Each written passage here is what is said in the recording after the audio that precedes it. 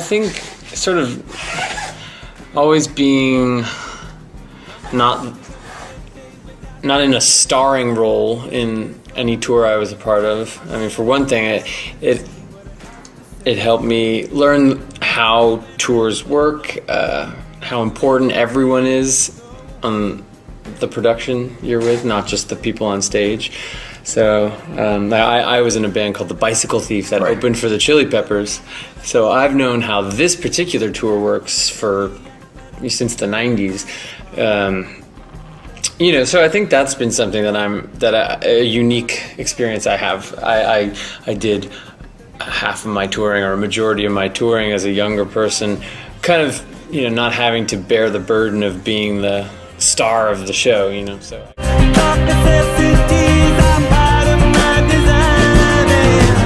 It was always fun to some degree. The way we recorded it was sometimes frustrating and arduous because, if we were coming up with a song from scratch, just by nature of my instrument, I would go last often. So when you're writing a song that has no vocals, and it's kind of up to me to come up with some sort of melody or, something more tonal than just the bass notes and the chord progression, it was often sort of, where do I go?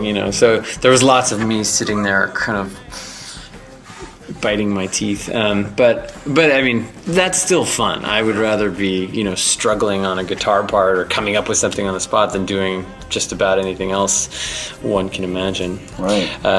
So I mean, it was always fun. It was really fun to go to Hollywood again to record. We recorded in probably as central of a location in Hollywood as you can imagine. So that felt nice. Cool. To kind of go, see Hollywood Boulevard every morning on the way. Nice.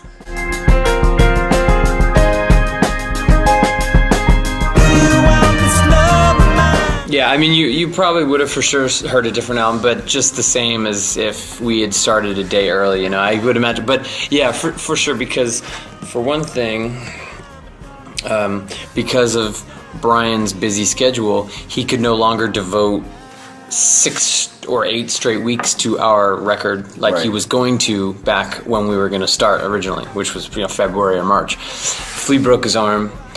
It took a long time to recover for him because the bones healed properly, but he had a lot of nerve damage, so he had to, it was just sort of, he couldn't rush it because, he would start playing bass when he was finally cleared to play bass, and he would get numbness, and then you got to stop or you could damage it more. So, we started in September, I think, which is a year ago now, and I think all the time that we all had extra to reflect on the songs that we had already written, Brian and ourselves, that helped solidify the selection of what we wound up working with when we got to it. Whereas had we started 8-9 months earlier, we may have worked on more of the things that we were just working on. But with that 9-month break, it really kind of helped separate, the ones that Brian was interested in and the ones he felt like he could help or be a part of.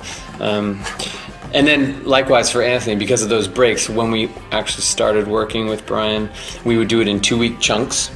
So I think that allowed for Anthony to go away for 2 weeks on his own and write lyrics to all the stuff that we were coming up with brand new. Whereas had we done it in a 6-week, 8-week chunk earlier in the year, he may have felt a different kind of pressure, and it would have been different for sure.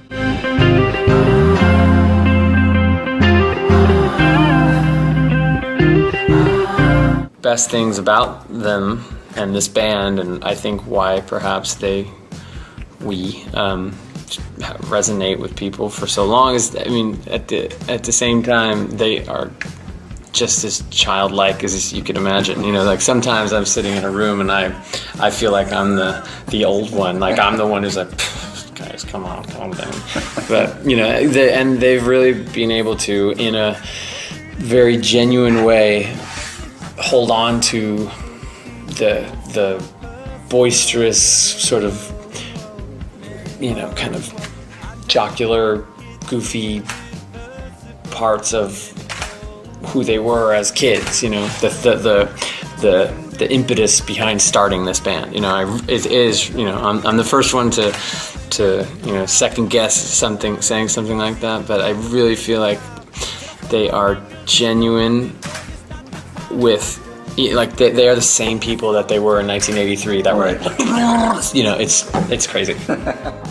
I don't think that it's unbearable anymore. Well, let's see. I didn't start off as a guitar player. I started as a drummer. So I always think of Stone Gossard being the guy, just because he was such a simple rhythm player. And I always thought I want to do that. I was not a lead-minded guitar player. But once I was always interested in the normal guitar hero people like Hendrix and Jimmy Page and stuff like that. So Nels Cline is always someone that I admire. A guy named John Bryan who played in LA as well once a week. That he plays more than just guitar, but I always liked his guitar playing. John Frusciante has always been one of my favorite guitar players, which is strange because I play in the same band. Yeah. She looked like Alice Cooper. I don't think that it's so personal. We had a really long walk to the stage at the last show in Norway, and everyone was saying "Hello Cleveland" the entire way.